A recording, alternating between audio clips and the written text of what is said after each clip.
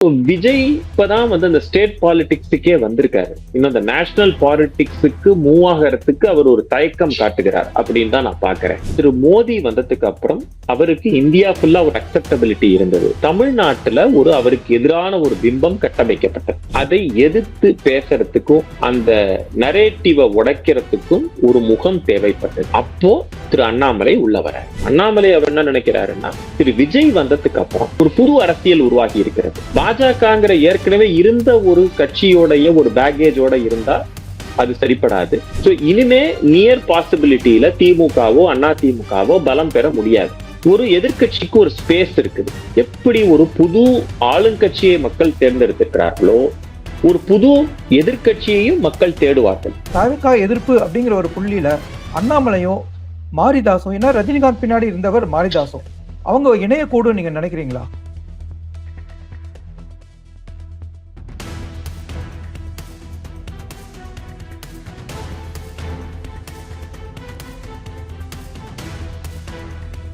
வணக்கம் தென்னவன் மீடியா நண்பர்களே. அரசியல் என்பது வெகு சுவாரஸ்யமானது. ஒவ்வொரு நாட்களும் அதில் மாற்றங்கள் ஏற்பட்டு கொண்டே இருக்கின்றன. ஆனா எந்த விதமான மாற்றமா இருந்தாலும் அதை ஒரு நிதானத்தோடும் ஒரு ஆழமான பார்வையோடும் பார்க்கக்கூடியவர் திரு ஸ்ரீகுமார் கண்ணன் அவர்கள். அவர்கள் மீண்டும் நம்மளுடன் இணைந்திருக்கிறார்கள். அவர்கள் வரவேற்போம். வணக்கம் சார். வணக்கம் சார். நீங்க சொன்ன மாதிரி விஜய் தன் கட்சிக்குரிய ராஜ்யசபா உறுப்பினர் பதவியை காங்கிரஸோட பிரவீன் சக்கரவர்த்திக்கு தாரவாத்திருக்காரு. சோ அவர் பாஜகவை நேரடியா ராஜ்யசபாவிலோ இல்லாட்டி ஒரு சென்ட்ரல் கவர்மெண்ட்ல போய் அவரை எதிர்க்கிறத தவிர்க்கிறதுக்கு தான் இப்படி இந்த தனக்குரிய முதல் ராஜ்யசபா பதவியை பிரவீன் சக்கரவர்த்திக்கு கொடுத்திருக்கிறதா சொல்றாங்க. நீங்க எப்படி பாக்குறீங்க? ஆமா, அதாவது உங்க தென்னவன் மீடியால ஒரு 2 வாரம் இருக்கும். அதுக்கு முன்னாடி இந்த மாதிரி ஒரு பாசிபிலிட்டி இருக்கு. அதாவது வரக்கூடிய ராஜ்யசபா இடைத்தேர்தல்ல பிரவீன் சக்கரவர்த்தி குறிப்பாக விஜய் சார்பாக அனுப்பப்படுவார் அப்படின்னு நான் என்னோட ஒரு அபிப்பிராயத்தை சொல்லியிருந்தேன். இப்ப அந்த ராஜ்யசபா சீட்டுக்கு ஒரு பைப்போல் நடக்க போகுது. மோஸ்ட்லி தாவேகா அந்த சீட்டை காங்கிரஸ்க்கு கொடுக்கும். ஓ, ஏன் இப்படி நினைக்கிறீங்க? ஏன்னா காங்கிரஸ் ஆரம்பத்திலேருந்தே தாவேகாவோட ஒரு உறவுல இருக்காங்க. அண்ட் இஃப் மை ஒரு யூகம் கரெக்டாக இருந்தது என்றால், என்னுடைய ஒரு அனுமானம் கரெக்டாக இருந்ததுன்னா அந்த இடத்துல இருந்து பிரவீன் சக்கரவர்த்தி வேட்பாளராக நிறுத்தப்படலாம். ஸோ அந்த நேரத்துல அந்த தேர்தல் நோட்டிபிகேஷனே இன்னும் வராம இருந்தது. அது ஒரு யூகம். அது என்னன்னு கேட்டீங்கன்னா, அந்த காங்கிரஸ் தாவேகாவுடைய உறவின் ஆழத்தை அறிந்து பிரவீன் சக்கரவர்த்திக்கும் விஜய் கட்சிக்கும் உள்ள நெருக்கத்தை உணர்ந்து நான் சொன்ன அந்த கணிப்பு. சோ அதே மாதிரி ஆயிருக்கு. சோ விஜய் சென்ட்ரல் கவர்மெண்ட்டை எதிர்க்கணுங்கிற அவசியம் கிடையாது. அவர் ஒரு சார்பா எம்பியை போட்டு அங்க போய் அவர் நடுநிலை வகிக்கலாம். அவர் எதுவும் பேசாம இருக்கலாம். சென்ட்ரல் கவர்மெண்ட்டுக்கு எதிர்ப்பு தெரிவிக்கலாம் அல்லது இஷ்யூ பேஸ்ட் சப்போர்ட் கொடுக்கலாம். எது வேணாலும் நடக்கலாம். But that is not the case. அவர் இப்பதான் அந்த ஸ்டேட் பாலிடிக்ஸுக்கே வந்திருக்காரு. இன்னும் அந்த நேஷனல் பாலிடிக்ஸுக்கு மூவ் ஆகிறதுக்கு அவர் ஒரு தயக்கம் காட்டுகிறார் அப்படின்னு தான் நான் பாக்குறேன். ஏன்னா இப்ப இருக்கிறது கூட ஒரு இடைத்தேர்தல் தான். இது முழுமையான ராஜ்யசபா சீட் கிடையாது. ஏன்னா அவர் சி.வி. சண்முகம் ராஜினாமா செய்த சீட்டுக்கு ஒரு இடைத்தேர்தல் நடக்குது. ஸோ அதுல இவர் வேட்பாளரா நிறுத்தப்படுறாரு. ஸோ அடுத்த ரவுண்ட் ஆஃப் எலெக்ஷன்ஸ் அப்படிங்கிறது 2028 தான் நடக்க போகுது. தமிழ்நாட்டுல ஒரு 6 சீட்டுக்கு நடக்கும். ஸோ அப்பதான் இவங்களுடைய ஸ்டாண்ட் என்ன, இவங்க சார்பாக அனுப்பப்படுபவர்கள் யார் அப்படிங்கிறது தெரிய வரும். ஏன்னா நீங்க இப்ப ஆம் ஆத்மி பார்ட்டியில எல்லாம் பாத்தீங்கன்னா ஒரு இண்டஸ்ட்ரியலிஸ்ட், ஸ்போர்ட்ஸ் பிளேயர்ஸ் அந்த மாதிரி பீப்புள் கட்சி சார்பா அனுப்பப்படுறாங்க. அவங்க ஒரு அந்த மெம்பர்ஸா ஆரம்ப காலத்துல இருந்து இருந்தவங்களா அப்படின்னு கேட்டீங்கன்னா ரொம்ப கம்மி. பிஜேபி மாதிரியோ காங்கிரஸ் மாதிரியோ இல்லாம கட்சியில ரொம்ப வருஷமா பயணப்பட்டவங்களுக்கு ராஜ்யசபா சீட்டு கொடுக்கறதுங்கிறத விட இந்த ஆம் ஆத்மி கட்சியில பாத்தீங்கன்னா வெறும் அந்த ஒரு கவர்ச்சிகரமான ஒரு பர்சனாலிட்டிஸ் இருக்காங்க இல்லையா, அது ஸ்போர்ட்ஸா இருக்கலாம், இண்டஸ்ட்ரீஸா இருக்கலாம், அந்த மாதிரி இல்ல மூவியா இருக்கலாம், அந்த மாதிரி பீப்புளை கூப்பிட்டு கொடுக்குறாங்க. ஸோ திரிணமூல்லையும் அதே மாதிரி நடக்கிறத பார்க்கணும். ஜெர்னலிஸ்ட் இருப்பாங்க. ஸோ அது அந்த அடிப்படையில அவர் கொஞ்சம் தவிர்த்திருக்கலாம். பிகாஸ் இப்பதான் அவரே வந்திருக்காரு. ஸோ இவருக்கு உண்டான லாயல் பீப்புள் சேர்றதுக்கு டைம் ஆகும், particularly to represent the parliament and Rajya Sabha. So அது ஒரு காரணமா இருக்கும்னு பாக்குறேன். 2028ல கண்டிப்பா போட்டி போடுவாங்க. இன்னைக்கு ஒரு முக்கியமான மாற்றம் தமிழக அரசியல்ல திரு அண்ணாமலை அவர்கள் வந்து பாஜகவில் வந்து வெளியில வரதா அறிவிச்சு வெளியில வந்திருக்காரு. ஸோ இது வந்து இப்ப நம்ம கொஞ்சம் பின்னாடி நோக்கி பார்க்கணும். ஸோ தமிழகத்துல இவ்வளவு நாளா பாஜக கால் ஊன்ற முடியாம போனதுக்கு என்ன காரணம் நீங்க நினைக்கிறீங்க? ஸோ அண்ணாமலை வந்த அப்புறம் அது கால் ஊன்றலாம் அப்படிங்கிற ஒரு சூழ்நிலை எழுந்தது. இப்ப அண்ணாமலை வெளியேறி இருக்கிறத வச்சு அவர் பின்தொடர்ந்து சில பேர் வந்து அந்த பாஜகல இருந்து வெளியேற போறாங்கன்னு தகவல் வருது. உதாரணமா கரு நாகராஜன், சுமதி வெங்கடேசன் நிர்வாகி, பல நிர்வாகிகள் அவர்கிட்ட தொடர்ந்து வெளில வரலாம் அப்படின்னு வருது. இது வந்து தமிழக பாஜகவுல ஒரு பிளவா நம்ம பார்க்கலாமா? எங்க போயிட்டு இருக்கு தமிழக பாஜக? தமிழக பாஜக எங்க இருக்குதோ அங்கேயே தான் இப்பவும் இருக்குதுன்னு தான் நான் பாக்குறேன். தமிழ்நாடு பாஜக வந்து இட் இஸ் ஆல்ரெடி கீழே இருந்த ஒரு கட்சி. அதை இன்னும் கீழே எடுத்துட்டு போறதுக்கு ஒன்றும் கிடையாது. ஒன்று நம்பர் 1. ஒரு தமிழ்நாட்டை பொறுத்த வரைக்கும் பாஜக கால் ஊன்ற முடியாது அப்படின்னு நம்ம சொல்ல முடியாது. 96லயே அவங்க ஒரு எம்எல்ஏ கொண்டு வந்துட்டாங்க. பட் அதுக்கப்புறம் ஃபர்தரா எக்ஸ்பேண்ட் பண்ணல அவங்க. அதுதான் அவங்களுடைய ப்ராப்ளம். அதுக்கு காரணம் பல. என்னன்னு கேட்டீங்கன்னா, அந்த நிர்வாகிகள்கிட்ட ஒரு சுணக்கம். அந்த பிஜேபிங்கிற அந்த பார்ட்டியை ஃபர்தரா எடுத்துட்டு போகணுங்கிற அந்த ஒரு தர்ஸ்ட் இருக்கணும் இல்லையா, அந்த ஒரு தாகம், அது அவங்கள்ட்ட இல்லை. அதுதான் உண்மை. பாக்கி மாநில யூனிட்ல இருக்கிற மாதிரி பாஜக யூனிட்ல அது கிடையாது. அது வந்து எல்லாருக்குமே அது வந்து பொருந்தும். இப்போ கேரளாவை எடுத்துக்கிறோம், ஒடிஷாவை எடுத்துக்கிறோம், பெங்கால் எடுத்துக்கிறோம். அங்கெல்லாம் வந்து ஒரு சென்ட்ரல் பிஜேபி ஏதாவது ஒரு முயற்சி செய்யறாங்கன்னா அதுக்கு தோள் கொடுக்கும் வகையாக இந்த ஸ்டேட் பிஜேபியும் அதை ஏத்துக்கிட்டு அந்த கிரவுண்ட்ல கொண்டு வர வாய்ப்பு இருக்கு. இப்ப தமிழ்நாட்டுல அந்த மாதிரி கிடையவே கிடையாது. தமிழ்நாட்டுல எந்த லீடர் இருந்தாலும், அது வந்து பொன் ராதாகிருஷ்ணன் இருந்தாரு, இல கணேசன் இருந்தாரு, தமிழிசை சவுந்தரராஜன் இருந்தாங்க, முருகன் இருந்தாரு. எல்லாரும் பாத்தீங்கன்னா they were not taking the message right. அவங்க இந்த கிரவுண்ட் ஹிட்டிங் அப்படிம்பாங்க பாத்தீங்களா, அதெல்லாம் கிடையவே கிடையாது. தமிழ்நாடு பிஜேபி அப்படிங்கிறது வந்து ஒரு ரொம்ப லேக்கலர் அப்ரோச் அதோட தான் இருந்தாங்க. ஒரு சென்ட்ரல் கவர்மெண்ட் ஒரு ஸ்கீமை கொண்டு வந்தாங்கன்னா அதை எடுத்துட்டு போறதுக்கு தெரியாது அவங்களுக்கு. அதை ஒரு தமிழாக்கம் பண்ணி கொண்டு போறது கிடையாது. ஒரு கேம்ப்ஸ் நடத்தி அதுல என்ரோல்மெண்ட் பண்றது கிடையாது. மெம்பர்ஷிப் டிரைவ் கிடையாது. பூத் ஏஜென்ட்ஸ் அனௌன்ஸ் பண்றது கிடையாது. எதுலையுமே அந்த தமிழ்நாடு யூனிட் அப்படிங்கிறது வந்து ஒரு ஒரு ஒரு அதுல வந்து அவங்க பாத்தீங்கன்னா மீடியால வந்து அப்பப்போ பேசுவாங்க, அறிக்கைகள் வருமே தவிர மத்தபடிக்கு அதை தாண்டி அவங்க எடுத்துக்கிட்டே போனது கிடையாது. அதுதான் அவங்களுடைய ஒரு மிகப்பெரிய பலவீனம் தமிழ்நாடு பிஜேபிக்கு. தேவர் ஆல் ஹாஸ்பிட்டாலிட்டி சென்டர்ஸ். சென்ட்ரல்ல இருந்து யாராவது வந்தாங்கன்னா அவங்கள பார்த்து பூங்குடுத்து கொடுத்து வரவேற்று அவங்கள அழைச்சிட்டு போய் அவங்கள ஒரு ப்ரெஸ் கான்ஃபரன்ஸ் அரேஞ்ச் பண்ணி இந்த வேலை தான் Tamil Nadu BJP as a unit செஞ்சுக்கிட்டு இருந்தாங்க. பர்டிகுலர்லா வந்து திரு மோடி வந்ததுக்கு அப்புறம் அவருக்கு இந்தியா ஃபுல்லா ஒரு அக்செப்டபிலிட்டி இருந்தது. தமிழ்நாட்டுல அவருக்கு எதிரான ஒரு பிம்பம் கட்டமைக்கப்பட்டது. ஸோ கட்டமைக்கும் போது அதை எதிர்த்து பேசுறதுக்கும் அந்த நரேட்டிவை உடைக்கிறதுக்கும் ஒரு முகம் தேவைப்பட்டது. அப்போ திரு அண்ணாமலை உள்ள வராரு. ஸோ அதுல வந்து அவரு அதை உடைப்பதற்கு மிகவும் உறுதுணையாக இருந்திருக்கிறார். அதை வந்து மறக்கவே முடியாது. அண்ணாமலை வந்ததுக்கு அப்புறம் தான் அந்த நரேட்டிவ் உடைந்தது அப்படிங்கிறது, நெகட்டிவ் நரேட்டிவ் உடைந்தது அப்படிங்கறத நம்ம சொல்லணும். அதுக்கப்புறம் அவர் பார்ட்டியை வந்து எடுத்துட்டு போனாரு. அண்ட் பார்ட்டியும் அவருக்கு, அதாவது மத்திய பாஜக அவருக்கு பல முக்கியத்துவங்களை கொடுத்தது. ஏன்னா அவர் வந்து அன்னிலேருந்து ஆரம்பிச்சு இன்னி வரைக்கும், அதாவது ஆகஸ்ட் 2020 ஆரம்பிச்சு இன்னைக்கு வரைக்கும் 6 ஆண்டு காலம் அவர் இருந்திருக்கிறார் இந்த கட்சியில. அந்த 6 ஆண்டு காலத்தில் 4 ஆண்டு காலம் அவர் கட்சி தலைவராக இருந்திருக்கிறார். ஓராண்டு காலம் கட்சி துணைத் தலைவராக இருந்திருக்கிறார். சேர்ந்த போதே துணைத் தலைவர், அதுக்கப்புறம் தலைவர், அதுக்கப்புறம் லாஸ்ட் 2025 இருந்து தான் அன்னிலேருந்து இன்னி வரைக்கும் அவருக்கு பதவிகள் இல்லாத ஒரு உறுப்பினராக மட்டும் தொடர்ந்திருக்கிறார். இந்த டயத்துல திரு அண்ணாமலை அப்படிங்கிற ஒருத்தர் மேல எந்த அளவுக்கு பாஜக நம்பிக்கை வைத்திருந்தது அப்படின்னு பார்த்தா, அவருக்கு சேர்ந்த ஒரு லேட்டரல் என்ட்ரி. ஏன்னா பாஜகல எக்ஸப்ட் வெரி ஃபியூ ஸ்டேட்ஸ் எல்லா மாநில தலைமையும் பாத்தீங்கன்னா பாஜகவிலே ரொம்ப வருஷம் இருக்கிறவங்களுக்கு தான் கொடுப்பாங்க. முதலமைச்சர் வேட்பாளரா யார் வேணாலும் வரலாம். எக்ஸாம்பிள் இப்ப அஸ்ஸாம்ல ஹிமந்த பிஸ்வ சர்மா காங்கிரஸ்ல இருந்து வந்தவர், சுவேந்து அதிகாரி மேற்கு வங்கத்துல இருந்து திரிணாமுல் காங்கிரஸ்ல இருந்து வந்தவர். பட் அந்த மாநில தலைவர் பாத்தீங்கன்னா ஒரு பெரிய பாஜக காரரா இருப்பார். இப்ப இருக்கிற சமிக் பட்டாச்சார்ஜியோ இல்ல அதுக்கு முன்னாடி இருந்த திலீப் கோஷ், இவங்க எல்லாருமே பழைய ஆளுங்க தான். முதலமைச்சர் முகம் மட்டும்தான் மாறுவாங்க. தமிழ்நாட்டுல அப்படி கிடையாது. தமிழ்நாட்டுல அண்ணாமலை வந்த உடனே அவர் முருகன் இங்க இருந்து அகற்றப்பட்டு அதுக்கு பதிலாக அண்ணாமலை பவர் கொடுக்குறாங்க. அவருக்கு எல்லா விதமான அட்டானமியும் கொடுக்கப்படுது, சுதந்திரமும் கொடுக்கப்படுது.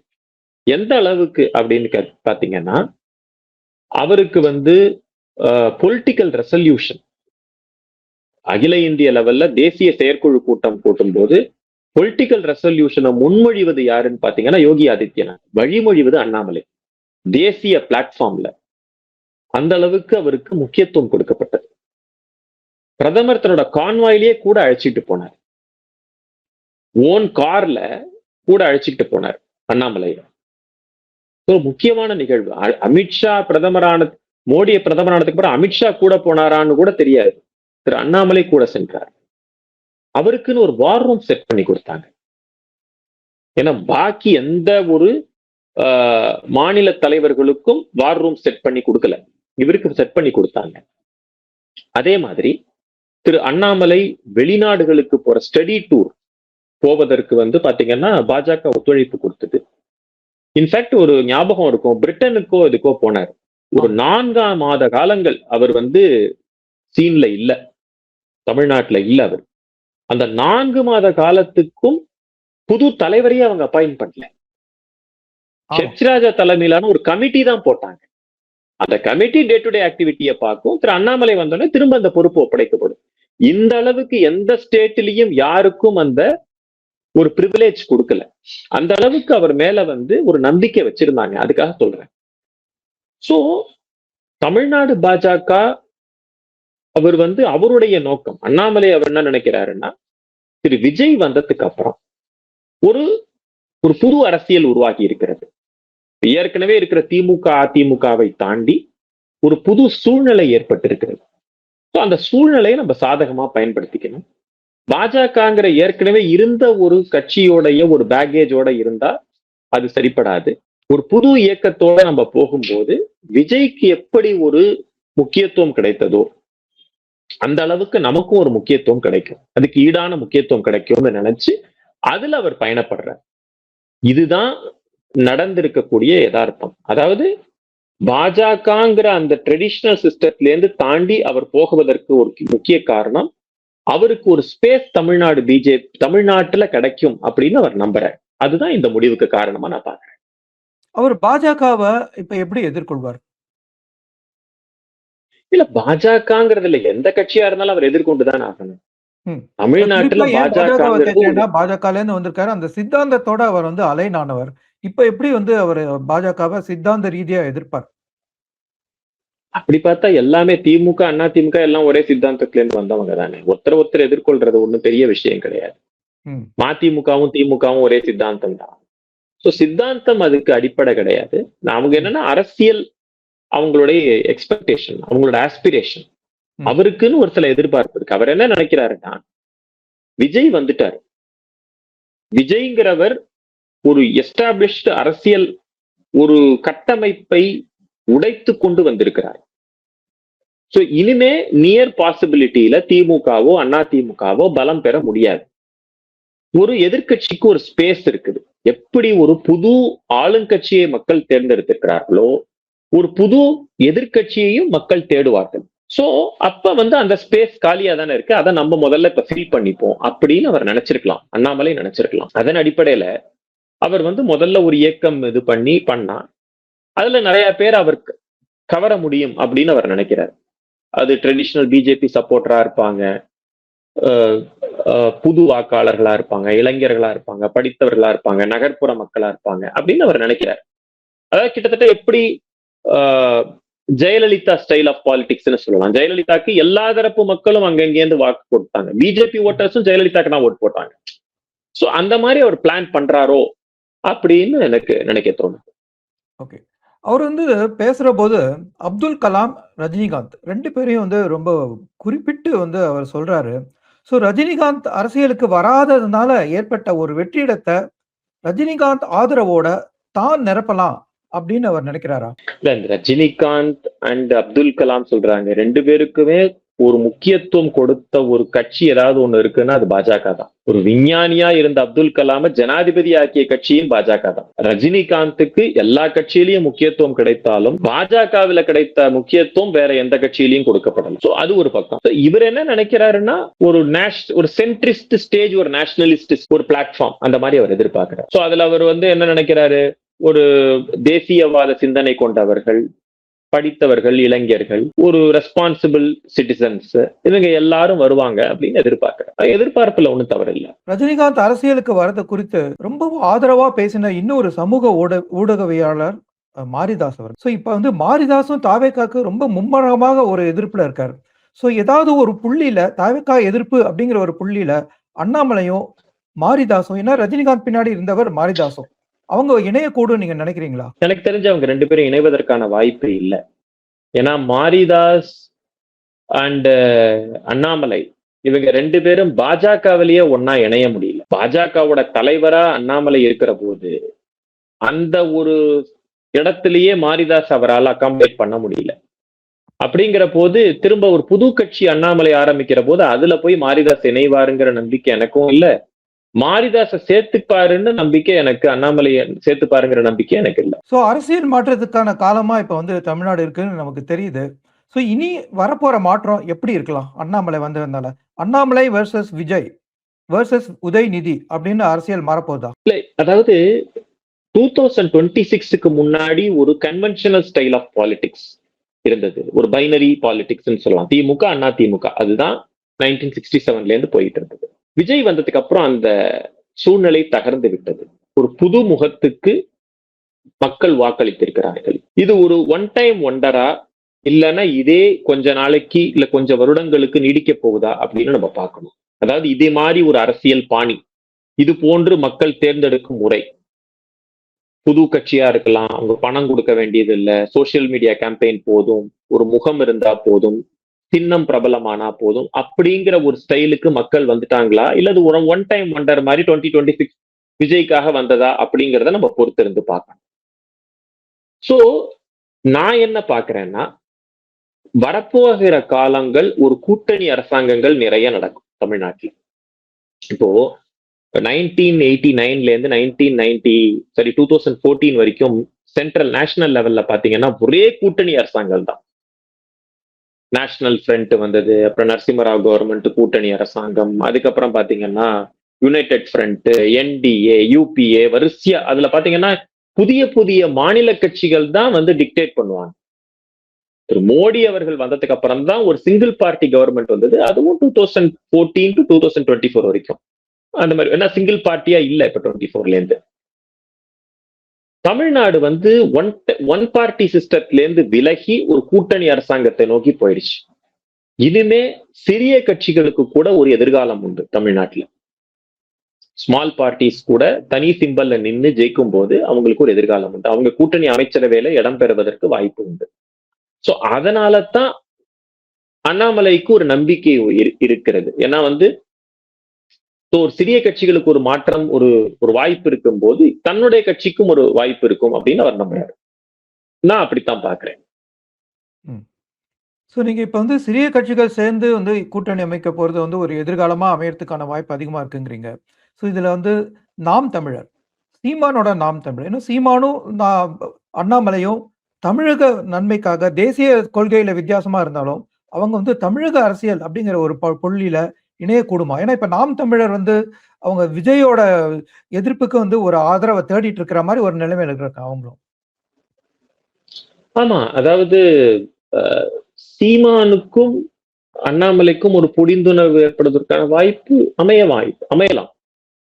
ஏன்னா அவரும் தேசிய அரசியல்ல இருந்து விலகி வந்துட்டாரு.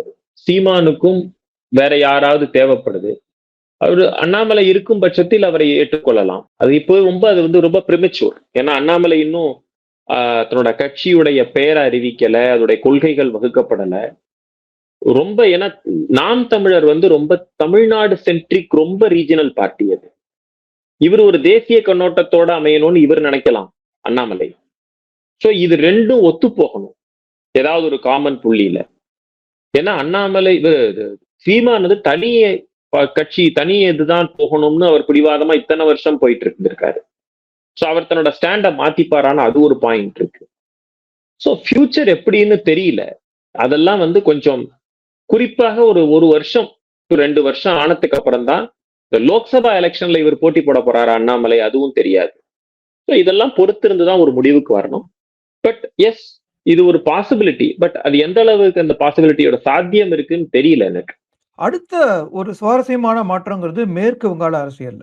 ஸோ மேற்கு வங்காள அரசியல்ல உற்று நோக்கும் ஒரு அரசியல் விமர்சகரா, நம்ம சேனல்லையும் அதை பத்தி நீங்க அதிகமா பகிர்ந்து இருக்கிற ஒரு அரசியல் விமர்சகரா, இப்ப திரிணாமுல் காங்கிரஸ்ல இருந்து ஒரு 60க்கு மேல இருக்கிற எம்எல்ஏக்கள் அவங்க மம்தா பானர்ஜி கால் பண்ண ஒரு கூட்டத்தை புறக்கணிச்சிருக்காங்க. இதை எப்படி பாக்குறீங்க? இது ஒரு மாற்றத்தோட அடுத்த கட்டமா பாக்குறீங்களா? என்ன நடக்கும்? திரிணாமுல் காங்கிரஸ் நான் முன்னாடியே உங்க சேனல்ல சொல்லியிருக்கேன், it will fall like a pack of cards அப்படின்னு சொல்லியிருக்கேன்.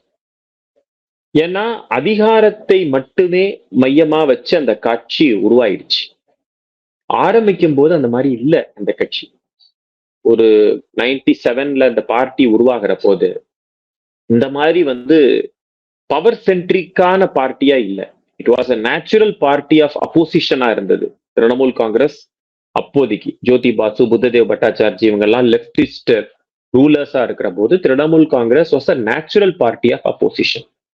2011ல இருந்து 2016 அந்த 21 வரைக்கும் ஒரு மாதிரி பார்ட்டி எடுத்துட்டு போனவங்க 2016க்கு அப்புறம் it became more power centric. Trinamool Congress more power centric ஆயிடுச்சு. ஸோ பவர் இல்லாம அந்த பார்ட்டியால இருக்க முடியாது. சில பிளான்ட்ஸ் இருக்கும் பார்த்திருக்கீங்க, அந்த மாதிரி சாப்ரோஃபைட்ஸ் மாதிரி சொல்லுவாங்க, பொட்டானிக்கல் நேம்ஸ். ஒரு மரத்திலேயே வளரும் அது. சோ அந்த மரத்துல ஒண்ணு தாய் மரம் இல்லைன்னா இந்த செடி போயிடும், அழிஞ்சு போயிடும். சோ அதே மாதிரிதான் இந்த திரிணாமுல் காங்கிரஸும் பவர் இல்லைன்னா இந்த பார்ட்டியால தாங்க முடியாது. ஸோ அதன் அடிப்படையில தான் சொல்லியிருந்தேன். ஸோ அதை எப்படி ஆச்சுன்னா, திரிணாமுல் காங்கிரஸ் தோல்வி உற்றது, முக்கிய தலைவர்கள் தோற்று போனார்கள், மமதா பானர்ஜியை தோற்று போனார். அண்ட் பிஜேபி அங்க வந்து ஒரு பெரிய மெஜாரிட்டியோட வந்துட்டாங்க, 200+ சீட்ஸ் வந்துட்டாங்க. ஸோ அதிகாரம் வந்து கம்ப்ளீட்டா பிஜேபி கிட்ட போயிடுச்சு. அண்ட் அந்த அதிகாரம் தன் கையை விட்டு போன உடனே அந்த அதிகாரத்தை மையமா வச்சுட்டு வேலை பொலிட்டிக்கல் பண்ணவங்க எல்லாருமே சதறி போயிட்டாங்க திரிணாமுல் காங்கிரஸ்ல இருந்து. ஃபைனலா அதோட கிளைமேக்ஸ் எங்க போச்சுன்னா, வெஸ்ட் பெங்கால் அசம்பிளில திரிணாமுல் காங்கிரஸ் ஒரு கேண்டிடேட்டை வந்து இவர் தான் எங்களுடைய லீடர், இவர் தான் லீடர் ஆஃப் அப்போசிஷனா செயல்படுவார் அப்படின்னு சொல்லி கொடுக்குறாங்க. அவரை எதிர்த்து நிறைய பேர் என்ன சொல்றாங்க, எங்களுடைய பர்மிஷன் இல்லாமலே, எங்களுடைய கையெழுத்து இல்லாமலே அவர் அனௌன்ஸ் பண்ணிட்டாங்க அப்படின்னு சொல்றாங்க. அதுல முக்கியமா சொல்லப்பட்டவர் ரித்தப்ரட்டா பட்டாச்சாரியான்னு பேரு. சோ அவர் வந்து முதல்ல அந்த கலக குரலை எழுப்புகிறார். அவர் வந்து முதல்ல லெப்ட்ல தான் இருந்தார், கம்யூனிஸ்ட் பார்ட்டில இருந்து தான் திரிணாமுலுக்கு வந்தாரு. சோ அவரை கட்சியில இருந்து விலக்குறாங்க திரிணாமுல் காங்கிரஸ். இவங்க என்ன பண்றாங்கன்னா, அந்த ரித்தப்ரட்டா பட்டாச்சார்ஜி ஸ்பீக்கரை பார்த்து தனக்கு அதிக எம்எல்ஏக்கள் ஆதரவு இருப்பதாக சொல்லி அந்த கடிதங்களை கொடுக்கிறார். அந்த எம்எல்ஏக்களையும் அழைச்சிட்டு போறார். So majority of MLAs they support this person as a leader of opposition. So communist Trinamool காங்கிரஸ்ல ஒரு கலகம் ஏற்பட்டிருக்கு. அந்த மமதா பானர்ஜியோடைய அந்த அதிகாரத்தை சேலஞ்ச் பண்றாப்புல இவர் நடந்துக்கிறாங்க. அவங்களுடைய தீர்மானம் என்னன்னா, நாங்க மமதா பானர்ஜியை ஒத்துப்போம், அபிஷேக் பானர்ஜியை ஒத்துக்க மாட்டோம் அப்படிங்கிறது. So interesting days ahead. அது எப்படி போகுதுன்னு பார்க்கணும். அடுத்தது ஜூன் 8ஆம் தேதி இண்டி கூட்டணி ஆர் இந்தியா அப்படின்னு அவங்க எல்லாம் சொல்ற மாதிரி அந்த கூட்டணி இந்திய மத்திய அரசியலுக்கு ரொம்ப முக்கியமானது. ஏன்னா பாஜகவை ஒரு கூட்டணியா எதிர்த்து அது ஒரு மாநில கட்சிகளோட ஒரு தொகுப்பு, பிளஸ் காங்கிரஸ் ஒரு தேசிய கட்சியா. இப்ப என்ன அதுல மாற்றம் நடக்கிறதுனா, அந்த கூட்டணியில பங்கேற்றுக்கிறதுக்கு தாவேகாக்கு அழைப்பு வந்திருக்கு. அது நமக்கு தெளிவா புரியுது. காரணம் ஏன்னா காங்கிரஸோட கூட்டணியில இருக்காங்க. திமுக முக்கிய வகிச்ச ஒரு பார்ட்டி அது. அதிகமா எம்பிஸ வச்சிருந்த பார்ட்டி கூட, அது வந்து அந்த கூட்டணிக்கு போவதில்லை. அந்த மீட்டிங்க்கு போறதில்ல அப்படின்னு ஒரு முடிவு எடுத்திருக்கு. இந்த மாற்றத்த எப்படி பார்க்குறீங்க? இது தேசிய அரசியல்ல என்ன மாற்றத்த உண்டாக்கும்? இது ஒரு முக்கியமான மாற்றம். ஏன்னா, இந்தி கூட்டணியோட அடிப்படை காங்கிரஸ் கட்சி. காங்கிரஸ் கட்சிக்கு உதவுவதற்காக இருக்கக்கூடியவர்கள் அந்த பாக்கி கட்சிகள். அவங்க எல்லாரும் ஒவ்வொருவராக தோல்வி அடைந்திருப்பதை நம்ம பார்க்கிறோம். முதல்ல காங்கிரஸ் கட்சி வந்து காங்கிரஸ் கட்சி மட்டும்தான் பாஜக தோற்றுவித்து இருந்தாங்க. இப்போ அந்த மூன்றாவது அணின்னு சொல்லக்கூடியவங்களும், கூட்டணி கட்சின்னு சொல்லக்கூடியவங்களும், பலமான மாநில கட்சின்னு சொல்லக்கூடியவங்களும் தோற்றுக் கொண்டிருக்கிறார்கள். அது வந்து ராஷ்டிரிய ஜனதா தள் பீகார்ல, ஆம் ஆத்மி கட்சி டெல்லியில, திரிணாமுல் காங்கிரஸ் மேற்கு வங்கத்துல, இடதுசாரிகள் கேரளத்துல, திமுக தமிழ்நாட்டுல, இந்த மாதிரி எல்லா கட்சிகளுமே தோல்வி அடைந்துட்டு இருக்காங்க. சோ இவங்க எல்லாரும் சேர்ந்து ஒரு கூட்டம் போடுறதா பிளான் பண்றாங்க. இன்ஃபேக்ட் உத்தவ் தாக்கரேயோட கட்சி மகாராஷ்டிரால. சோ எல்லாருமே இந்த கூட்டத்திலிருந்து கூட்டத்திலிருந்து புறக்கணிக்க போவதாக திமுக அறிவித்திருக்கிறது. மமதா பானர்ஜி கலந்துப்பாங்க. பட் மமதா பானர்ஜி கிட்டயே அந்த கட்சியோட அதிகாரம் இல்லாம இருக்கு. இப்போ உத்தவ் தாக்கரேயோட சிவசேனா கலந்துக்க போறது இல்ல, புறக்கணிக்க போறதா அவங்க சொல்றாங்க. சோ ஆம் ஆத்மி கட்சி கலந்துப்பாங்களான்னு தெரியல, இடதுசாரிகள் கலந்துப்பாங்களான்னு தெரியல. சோ இது வந்து ஒரு குழப்பமான சூழ்நிலை. சோ இது ஒரு more or less it will be Congress show, அப்படிதான் நான் பாக்குறேன். காங்கிரஸுக்கு ஒரு வேலிடேஷன் கொடுப்பதற்காக, ஒரு முக்கியத்துவம் கொடுப்பதற்காக உருவாக்கப்பட்ட கட்சிகள் இவங்கெல்லாம், திமுக மாதிரி கட்சிகள்லாம் அவங்களே கலந்துக்கல அப்படிங்கிற போது ஒரு ஒரு அக்செப்டபிலிட்டி, தேசிய அளவுல ஒரு அக்செப்டபிலிட்டி காங்கிரஸுக்கு கம்மியா இருக்கும் அப்படின்னு பாக்குறேன். நேர்களே, உங்க கருத்துக்களை நீங்க வந்து கமெண்ட் செக்ஷன்ல வழக்கம் போல பதிவிடுங்க. நம்ம சேனலுக்கு ஆதரவு தந்து, சப்ஸ்கிரைப் செஞ்சு எங்களை சப்போர்ட் பண்ணுங்கன்னு கேட்டுக்கிறேன். நன்றி, வணக்கம். வணக்கம் சார். நன்றி, வணக்கம். ஜெய் ஹிந்த். ஜெய் ஹிந்த்.